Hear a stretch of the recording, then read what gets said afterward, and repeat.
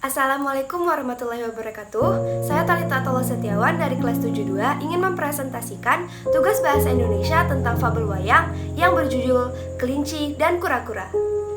Dahulu kala hiduplah seekor kelinci di tengah hutan.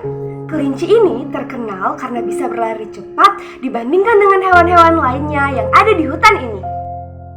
Kelinci sombong yang merasa kemampuannya semakin hebat dalam balap lari menantang kura-kura untuk bertanding dengannya.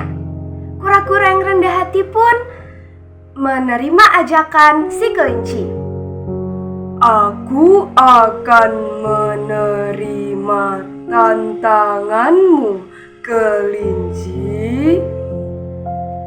Hahaha, tak kusangka si kura-kura yang lamban berani melawanku. Baiklah. Persiapkan kekalahanmu besok, kura-kura. Hari pertandingan yang telah ditentukan pun akhirnya tiba. Semua hewan telah berkumpul untuk menyaksikan pertandingan antara si kelinci dan si kura-kura. Bendera tanda dimulainya pertandingan telah dikibarkan oleh monyet. Siapa yang bisa sampai di garis finish duluan, maka dialah yang akan jadi pemenangnya. Oke, bersedia, siap, mulai! Kelinci langsung melesat dengan cepatnya meninggalkan si kura-kura yang berlari dengan lamban. Selamat tinggal, lamban. Kura-kura terus berlari. Ia tidak menanggapi ejekan si kelinci. Semua hewan mendukung kura-kura. Tak lama kemudian, si kelinci menoleh ke belakang untuk melihat keberadaan si kura-kura. Lambat sekali si kura-kura itu. Dia masih tertinggal jauh di belakang. Tidak mungkin dia bisa mengejarku. Baik, aku istirahat saja dulu di pohon yang rindang ini. Kelinci memutuskan untuk beristirahat di pohon yang rindang itu. Hingga akhirnya dia pun tertidur. Angin yang bertiup kencang kian membuatnya terlelap. Tanpa ia sadari, si kura-kura hampir menuju garis finish.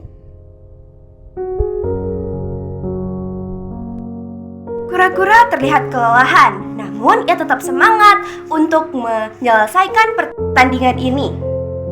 Seluruh hewan berteriak memberikan semangat kepadanya. Sorak-sorai para pendukung membangunkan si kelinci. Semangat kura-kura, ayo semangat, kamu pasti menang. Kamu pasti menang. Hah? Apa? Kapan kura-kura itu melewatiku? Kelinci langsung berlari mengejar kura-kura. Namun semua itu terlambat. Kura-kura telah sampai di garis finish.